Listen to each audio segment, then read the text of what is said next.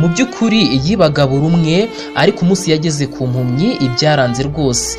Burya hari abantu tubona nk'abanyabyaha tugahita tubacira urubanza, ariko burya hari ubwo Imana iba yabahaye uwo mutwaro kugira ngo badusigire isomo rikomeye mu buzima. Iyi ni inkuru y'umugore w'impumyi n'umujura utari ukeneye gusa amafaranga, ahubwo washakaga no kwibagirwa uwo ari we. Uko bahuye rero, uburyo yibye abandi bose ariko yagera ku mpumyi bikanga, ndetse bikanarangira ahindutse, ni inkuru itazigera yibagirana mu matwi ndetse no mu maso y'abantu. Uyu mugore w'impumyi yitwaga Mutoni, yari impumyi kuva akiri muto cyane. Yabayeho mu buzima bwo kwizirika, kwiyakira no kwihanganira isi itaramurebaga uko ari, dore ko itamuciraga kari urutega. Mu by'ukuri yabaga mu nzu y'akabati kamwe ndetse n'igitanda kimwe. Wumve ngo kugira ngo arye byasabaga ko hari umuturanyi wamurebye irihumye akamupfumbatisha utuntu, dore ko mu by'ukuri abaturanyi be bose bamufataga nk'aho ari umutwaro kuri bo. Mu by'ukuri Mutoni yari afite umutima mwiza, dore ko abamuganirizaga bose bavugaga bati uriya mwana ni impumyi, ndetse rwose nubwo yigiriye ikibazo cyo kutabona, ariko mu by'ukuri ibindi byose yari kubikora neza, bitewe n'uko iyo muganira cyangwa se uburyo amwenyura, mu by'ukuri wabonaga bishimishije. Mutoni rero nubwo atarebaga, yajyaga yibwira ati Imana yampaye amatwi yo kumva n'umutima wo kumenya ubugira neza. Umunsi umwe rero nzajya nibuka gusabira abantu bose bangiriye neza, kuko ni abantu b'agaciro cyane. Hari mu ijoro rimwe rero, ubwo Mutoni yari yiryamiye, hari mu gicuku cyinshi cyane, nibwo umuhungu witwaga Eric wari umaze igihe ashonje nta hantu aba, yinjiye mu nzu ya Mutoni bucece, ndetse yitwaje intwaro zikomeye cyane. Mu by'ukuri yagaragaraga nk'umujura. Uburyo yinjiye rero agahita akubitana na Mutoni, yarangiza akamubona nk'umuntu ukennye ndetse utagirira icyo amarira sosiyete cyangwa se isi muri rusange. Nibwo yatangiye kwibwira ati ubundi se iyi mpumyi itagira rwose icyo ifite, ubundi aha mu nzu hari ikintu kirimo? Ati rwose iyi mpumyi nta kintu cyaba kirimo, ariko nibura nshobora kuba namwiba telefone cyangwa nkaba namutwara amafaranga, ati n'ibiryo nabyo ndabikeneye. Mu by'ukuri Eric yarakomeje arinjira, akomeza gusaka inzu yose, arangije abona ahantu hari agasakoshi munsi y'intebe, niko kugasingira. Ariko akimara gufungura iyi sakoshi, nibwo yahise yumva ijwi rituje rivuga riti ndabizi ko hari umuntu uri mu nzu, mu by'ukuri singushinja, ahubwo ndakwinginze ntugire icyo wangiza. Niba ukeneye ibiryo, mfite isahani irimo ibishyimbo, rwose wakoramo ntaribi. Mu by'ukuri Eric acyumva ayo magambo yahise akuka umutima, bitewe n'uko atari yiteze ko uwo yaragiye kwiba ari buze kumuha amahitamo. Yahisemo gutega amatwi rero, umutima we wahangayitse cyane, akomeza kumva ibyo Mutoni yavugaga. Mu by'ukuri abura icyo akora, abura ubushikuza isakoshi ngo ayisohokane, ahubwo yiyemeza kuguma aho mu nzu, ahubwo agatega amatwi uwo muntu ndetse akumva byinshi bimurimo. Mutoni yamusabye kuguma aho ngaho, akomeza amubwira uko abayeho, uko yumva abantu ndetse n'uko yumvise urugi rufunguwe n'undi muntu atari yiteze. Mu by'ukuri Mutoni yabwiye Eric ibintu bitatu byamuteye kwihangana cyane, aho yamubwiye ati burya njyewe nkunda abantu niyo baba batangaragariza urukundo, kandi rwose njye niringira ko buri wese ufite ikibi aba yashobora no kwihana ndetse akaba yanahinduka ubuzima bwe bukaba bwamubera bwiza. Ati ikindi kintu nanone buriya nemera, numva yuko rwose Imana idahinduka, nubwo isi yose yansiga ikana abantu bakanyanga, ariko njye mba nizeye ko Imana yandemye ihari kandi ko itagihinduka, umunsi uzaba umwe ikaba yansubiza.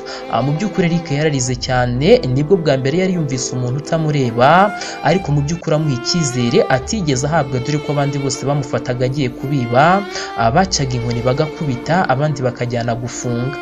Mu by'ukuri Eric rero yahisemo kureka ubujura bitewe n'ayo magambo yarabwiwe na Mutoni.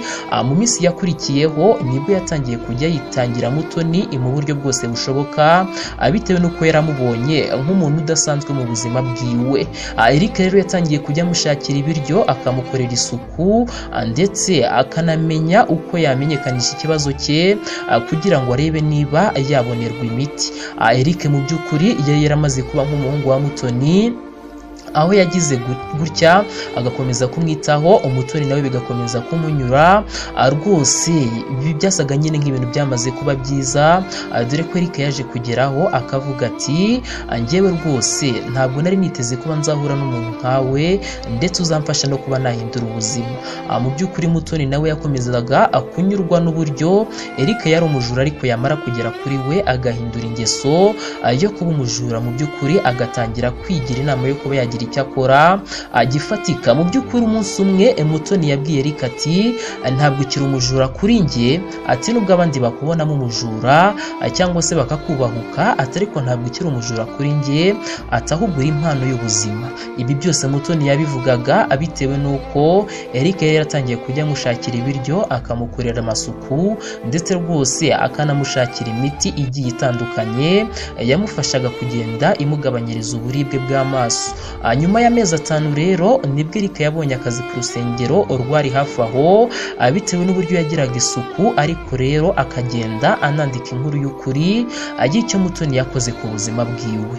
Umunsi umwe rero mvuga yuko wari ugiye no kuba iherezo ry'aba bombi, Mutoni nibwo yarwaye bikomeye cyane. Eric agakora uko ashoboye kose akamujyana kwa muganga, mu gihe rwose yarategereje hanze muganga nibwo yamuhamagaye akamubwira yuko hari uburyo bushya bwo gufasha impumyi bwabonetse. Mu by'ukuri ubu bwari uburyo butuma impumyi zidakomeza kwangirika, ndetse yewe bavugaga yuko ari n'amavuta basiga ku maso. Iyo ugize amahirwe nyine amaso yawe nyine akaba yahita ahumuka mu gihe uburwayi bwaba butarakurenze. Mu by'ukuri Eric acyumva iki gitekerezo byaramushimishije cyane, gusa yigira inama yo kubaza muganga amafaranga. Gusa ubwo muganga yamusubizaga yamubwiye ko ari amafaranga menshi, ndetse ko abantu bo mu mahanga aribo benshi bakunze kuza gufata uwo muti. Mu by'ukuri Eric yatangiye kugira ikibazo, aravuga ati Mutoni se nzamuvuza nte ko mbona amafaranga abaye menshi kandi mu by'ukuri nifuzaga kumuvuza. Ubwo ngubwo rero nibwo Eric yahise agira igitekerezo, arangije yiyemeza kwandika inkuru ya Mutoni, maze rwose atangira gushyira kuri YouTube, arangije akajya yibwira abantu nabo nyine bakamuteranyiriza amafaranga, bityo rwose amafaranga arayegeranya aba menshi. Nyuma y'amezi 3 Mutoni yari yamaze kubona umuti, ndetse rwose abasha no kubona ameze neza cyane. Bwa mbere mu myaka 27 nibwo yari arebye bwa mbere, ndetse rwose ahera ku isura ya Eric.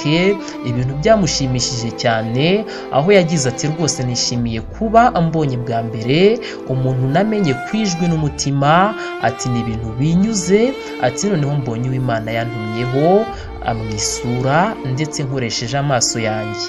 Nguwo rero umusozo w'iyi nkuru. Mu by'ukuri burya iyo umuntu yitwa umunyabyaha ntabwo biba bivuze ko atari umuntu. Hari ubwo umutima we uba warabuze mu by'ukuri icyerekezo gifatika, cyangwa se nyine utarisobanukirwa neza, ariko ugasanga nyine abantu bagira gutya bakavuga ngo uriya muntu ntakigenda, uriya ntacyo azigezaho, ariko mu by'ukuri icyo nakubwira cyo nuko ubuzima buhinduka.